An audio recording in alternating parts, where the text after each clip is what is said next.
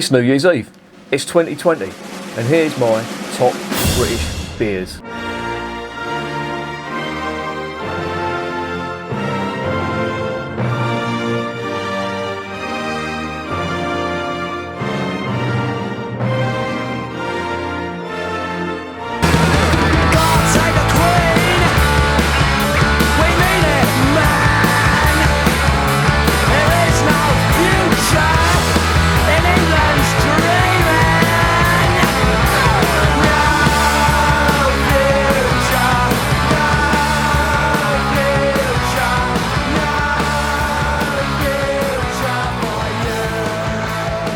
And remember, life is too short to be drinking shitty beer. Welcome to another edition of Bands, Bikes and Booze Reviews. This is a special one. This is going to be my top British beers, dependent on the style. And I promised this at the end of the year. People did ask me in the comments, what is my favourite beer? I'm not going to say a favourite beer or a favourite overall beer, if you know what I mean. I am going to tell you which individual style I think has the best beer. So for example, I'll be giving you my best ruby ales, best bitters, best old ales, etc. I don't think one style of beer is better than the other. I think each individual style of beer has its best beer, and I think that's where it should stay. So with that in mind, let's get straight down to it. I'm not doing this from memory. I've got it written down there. I just couldn't remember all of them. And what I'm going to do is I'm going to give you my top beer, dependent on the style, but I'm also going to give some worthy mentions to some other great beers in that category. Now for me, this was suggested by a subscriber, and it is from the People's Republic of Yorkshire, and it is the Cropton Yorkshire Moor, or Yorkshire Moors. That was an absolutely amazing ale. I really did enjoy that, and it was very hard to get hold of from what I remember, and it wasn't cheap either, but it was well worth it. Unfortunately, I couldn't get any other styles or any other of the Cropton beers for some reason. They would only sell it in bulk. I mean, this was, all through this year it's been lockdowns and COVID restrictions, etc. So there have been various restrictions put on the purchasing of beer. But with that in mind, I did manage to get some of the Cropton Yorkshire Moors beer, and it was lovely. I heartily recommend that if you can get hold of it. But if you can't, here's some other worthy mentions. St Peter's Ruby Red. Now, I really did enjoy that, and that was quite widely available in Morrison's, and I think that's where I picked it up. They also sell it on Beers of Europe as well. That's well worth checking out. That's a really good one. Next up is Bitter, one of my favourite styles of beer, or favourite styles of British beer. Now, there's quite a few that I really enjoyed this year, but one really did stand out for me, and it's from a relatively new brewery.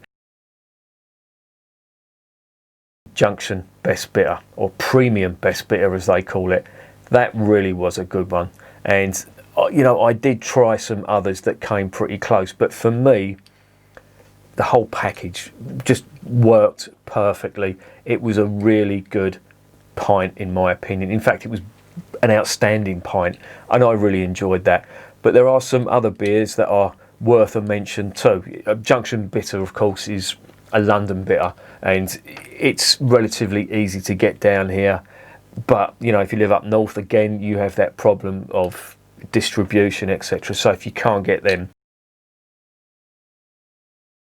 you're going to love Timothy Taylor's Bolt Maker. That is another one. That is fantastic. In fact, I was talking about this to a mate last night, and he said if you look at the ingredients of all the Timothy Taylor beers, they're identical, but the flavours they get with just their identical ingredients are absolutely amazing, and that is the sign of a good brewer.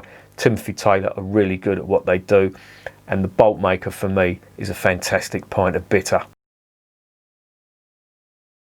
Another one that I really enjoyed was the Mordew Worky Ticket. Now again, that is quite hard to get hold of, especially if you live in the south. If you live up north, then it could be easier to get hold of, but I had real problems trying to get that. and in the end I had to go to the brewery to get it, but it was well worth it. I got a little selection pack and all their beers were good, but the Worky Ticket was really good. I really did enjoy that beer.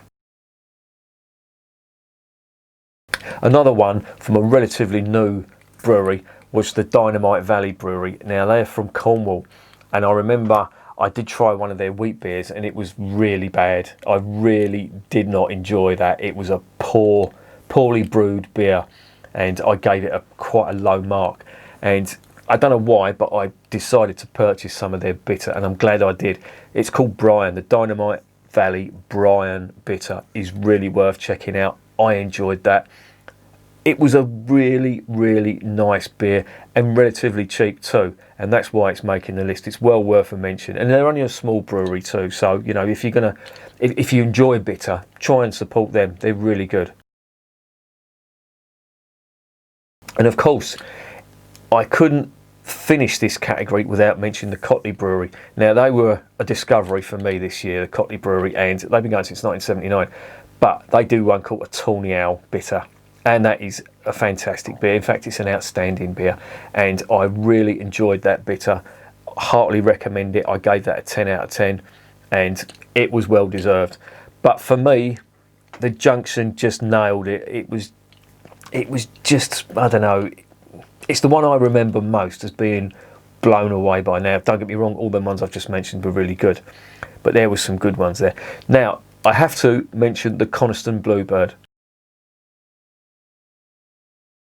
because that was a real nice one for me. But the reason it was good is because they only use target hops, and if you want to see how important hops are in bitter, and you know which hops give it that unique bitter finish, then Coniston Bluebird is well worth checking out. So that's another worthy mention there as well. Who doesn't like old ale? Don't answer that, but I really like it. It's a fantastic style, and it's, as the name suggests, it's a very traditional style of British beer, and it's got a fair bit in common with some of the Belgian doubles. It hasn't got the masses of sugar and some of it has got the spice as well, but it's in that sort of league. You know, it's high ABV, very malty, and just very moorish. Now, there are some really good old ales out there, but there's a couple that really stood out, and one in particular, and for me, that is the Old Peculiar. Theakston's are a great Yorkshire brewery, and that Old Peculiar has stood the test of time. It's won numerous awards, and it's also exported all around the world. That is how popular it is. And I've just got a message from a mate who's celebrating New Year's Eve now, and he's celebrating it with a few bottles of Old Peculiar. So good choice there. I have to mention, or another worthy mention, is the Adnams Tally Ho. That was really nice. I really enjoyed that. It came in a 330ml bottle, and it was much richer, very flavour intense. I wouldn't say as drinkable as the Old Peculiar, but certainly full of flavour. It matched it for flavour. So that, you know, Adnams is a great brewery as well. So that's going to get a mention from me anyway. That's a fantastic style of beer, old ale, and them two are two that really stand out for me. Golden Ale, the favourite summer drink of the British drinker, and there's a couple of really good golden ales out there. They can be a bit hit and miss though, don't get me wrong. I've tried some golden ales and they really haven't been good.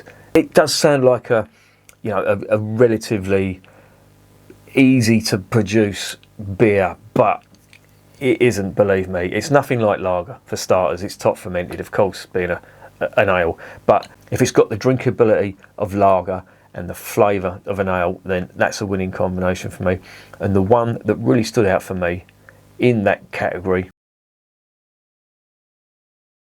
it is an old friend of mine. The fella in the shop round the corner got it for me especially, and he keeps getting it in now. And if ever there's a summer party, or you know, I'm drinking in the summer at home or whatever, it's just a good solid beer. It's good solid golden ale, and it's very refreshing when you take it straight out of the fridge, and it's full of flavour. It's got that organic honey in it, and it's really nice. Not too sweet, just perfect. An honourable mention I think, should go to two Scottish breweries. The Orkney Brewery Golden Ale is really good. I really suggest you try and get hold of that now. That's slightly hard to get hold of, but Beers of Europe do it, and that is a really, really good one. The other one for me, and this is quite widely available, I know Morrison's do it, is the Harvest-Town Bitter and Twisted. Harvest-Town are a really good brewery. They do some fantastic beers, and that one stood out for me. So honourable mentions to them too. The definitive British beer, that is English ale. And for me, this was a relatively tough one. But again, I'm going to go for a Fuller's one here. It may have something to do with them coming from London, but again, it's another go-to beer for me. They sell it round the corner. They got that specially in for me, and he still sells it now. And I always pick up a couple of bottles for it, and it never, ever fails.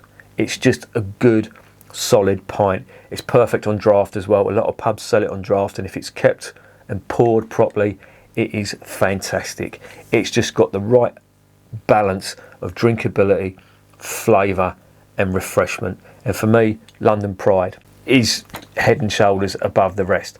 But there are some honourable mentions for English ale. Now, there is a long list, and I don't want to list too many here because I'm reading this off a bit of paper and it's all got to fit on the paper.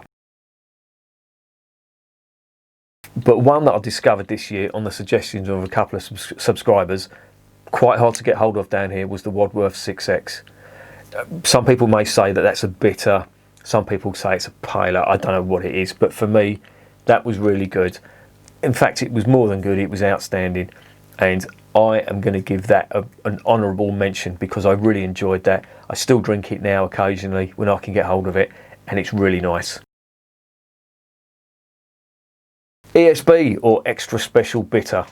That's basically a high ABV bitter that's full of... There's Bob there, he's in the room, he's scared of the fireworks because of New Year's Eve. Extra Special Bitter, it's, as I say, it's a high ABV, flavour packed bitter, and for me there is only one ESB, and that's Fuller's ESB. And that, again, I know Fuller's have got quite a few mentions here, but Fuller's get things right, and for me that is a great ESB. IPAs, Christ almighty, honestly, you could write a book about IPAs and you still wouldn't have enough pages. Everybody and his wife appears to be doing IPAs at the moment, but mostly American IPAs. British IPAs, or English IPAs to give it its correct term, are sort of ignored, or being ignored at the moment, but that didn't stop some great IPAs passing my lips this year. The one that really stood out for me from a great British brewer, local brewer, Shepherd Neame's India Pale Ale. That for me is just fantastic. And I'm not the only one that thinks that. I have a friend in Germany and he says that's one of his favourite British beers. He also loves London Pride as well, but he said the Shepherd Neame stuff is out of this world. And it is. Just the flavour, the toffee malt on it. It's what an IPA should be. Now, I know English IPAs are not in vogue at the moment. Everybody's brewing and drinking American IPAs. Well, not everybody, but it just seems that that style of beer is, how can I put this? It's a style that is being ignored unjustly because it has some great flavours. And the Shepherd Neame for me is just outstanding. But there's a couple of honourable mentions. Now, I'm going to mention Fuller's again. It's not because they're from London, it's because they do good beer.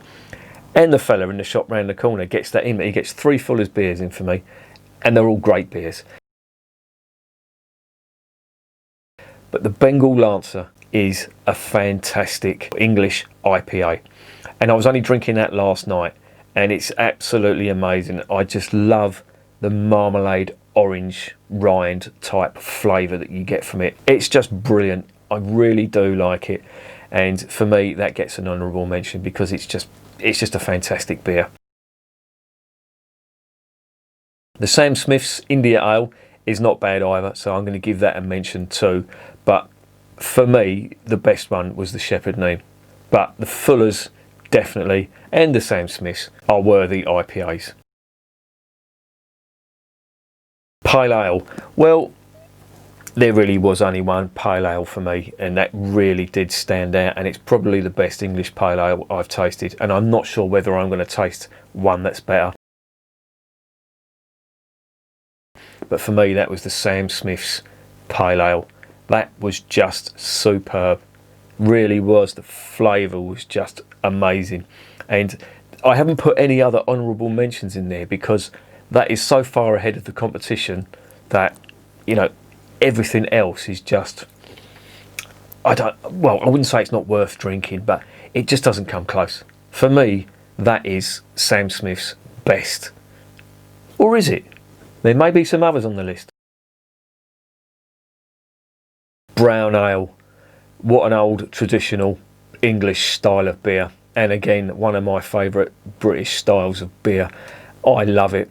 And for me, the one that stands head and shoulders above all else is the Sam Smith's Nut Brown Ale.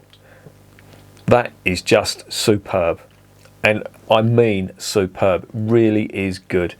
And there's something about it that just makes it so Moorish. And I always make a point of, when I go into a Sam Smith's pub, I always make a point of having a bottle of Nut Brown Ale. I haven't seen it on draft. I'm not sure whether it is available on draft, but I haven't seen it down here in London. Maybe it may be available up north. Not seen it down here. But even out the bottle, that is superb. Really, really recommend that stuff.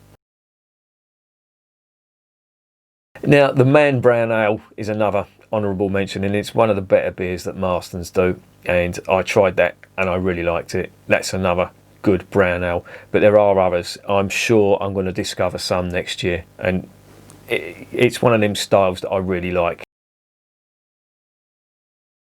Light ale. Well, there's very few light ales on the market now, and if you looked at the videos of this year, I've done light and bitter and light and lager reviews, and I've only used one light ale. It was the only one I could really get hold of that easy, and that was the Courage Light Ale. So I'm going to give that to the Courage Light Ale as being my top light ale. I'm sure I'm going to discover others next year, but this year I just haven't found any others. So Courage, you've got it. I think they're brewed by Marston's now anyway, so there you go.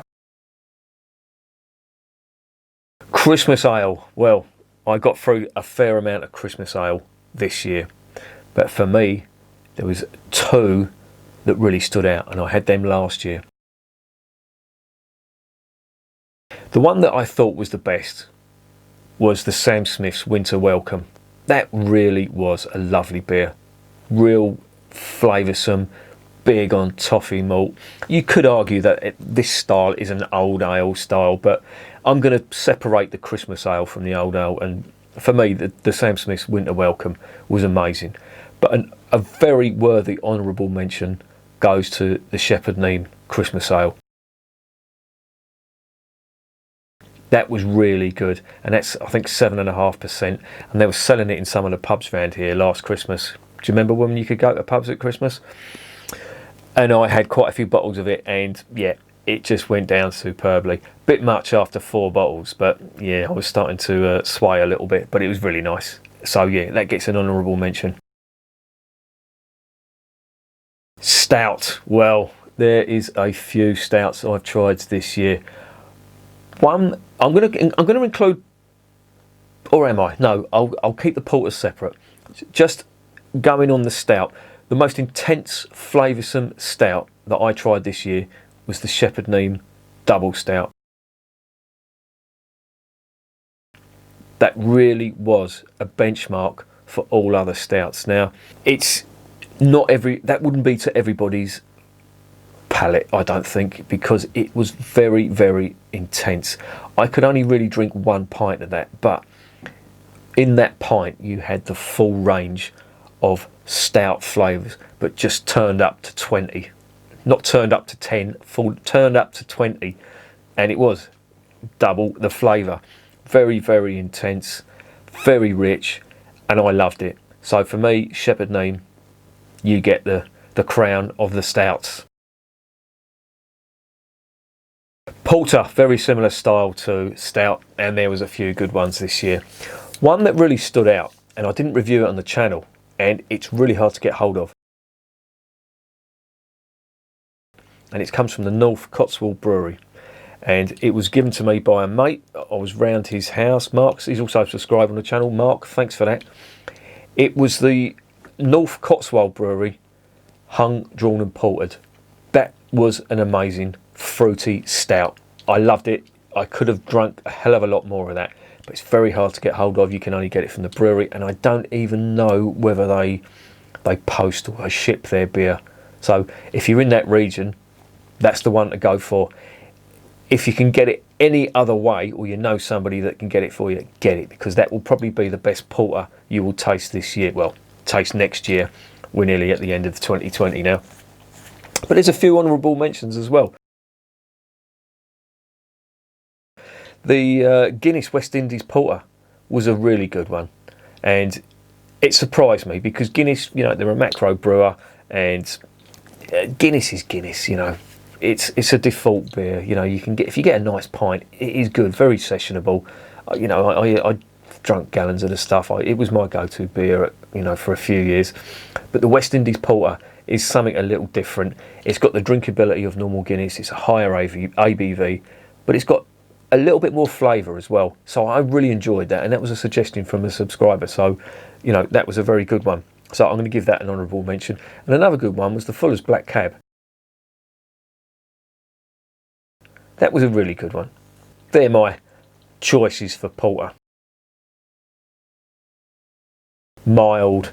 Well, mild is one of them beers that it's got a bad rep.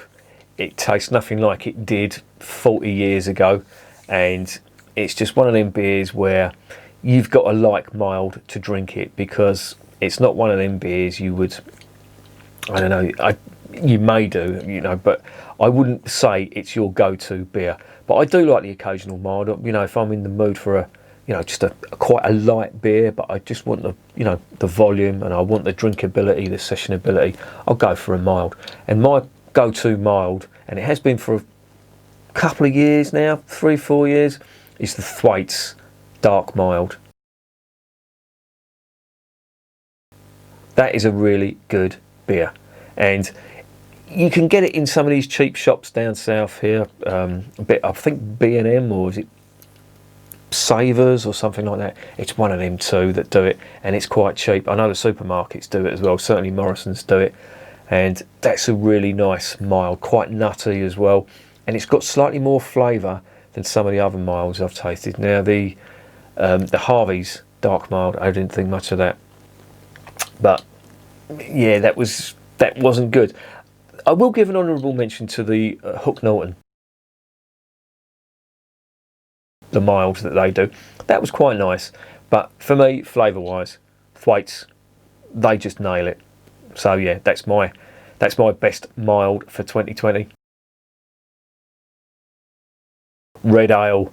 Now I do like red ale. That is a really good style of beer, and there's been a few that have been really good this year, but one that really stood out for me, and I was surprised because I think I got it from Beers of Europe. I didn't know anything about the brewery, and I just thought I'll give it a go, and it really blew me away at how good it was. And that one was the Hawkshead Red Ale. That really did impress me, so I'm going to say that that's my top red ale. But I'm talking British beers here now, and I didn't want to introduce politics to it. I didn't want to create any controversy, but I'm going to give a mention to O'Hara's Red Ale. Now, of course, O'Hara's are an Irish brewery. I wouldn't like to include that in British beers. You know, some people get upset about that, you know, that whole political stuff, and I just don't want it on the channel, all right? So that's why I'm giving it an honorary mention. But for me, that blew me away as well, and it's probably one of the best red ales I've tasted this year. You know, and you get Irish red ales, you get Welsh red ales, and you get English red ales, but that has to be mentioned because it was so good.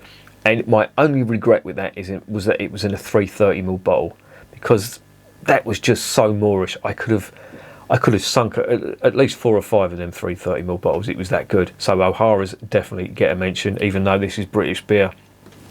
Another one that really impressed me was the Orkney Brewery Red McGregor. That was a superb beer, and for me, you know, if ever I see that available online, I don't buy it direct from the breweries because you've got to buy in bulk, but you know, if I see that available, I will always make a point of getting that, because that is a really nice red ale. But Orkney Brewery are like that. They just do good beer.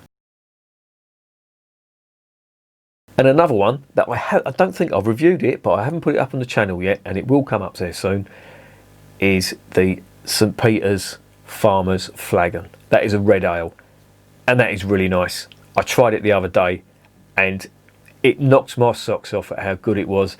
But St Peter's tend to get things right, you know, and that is a really good one. So I'm going to give that an honorary mention as well. But for me, I have to say the two best, and I'm going to include the O'Hara's in that because that really was outstanding, and the Hawkshead as well. So them two for me are the best red ales.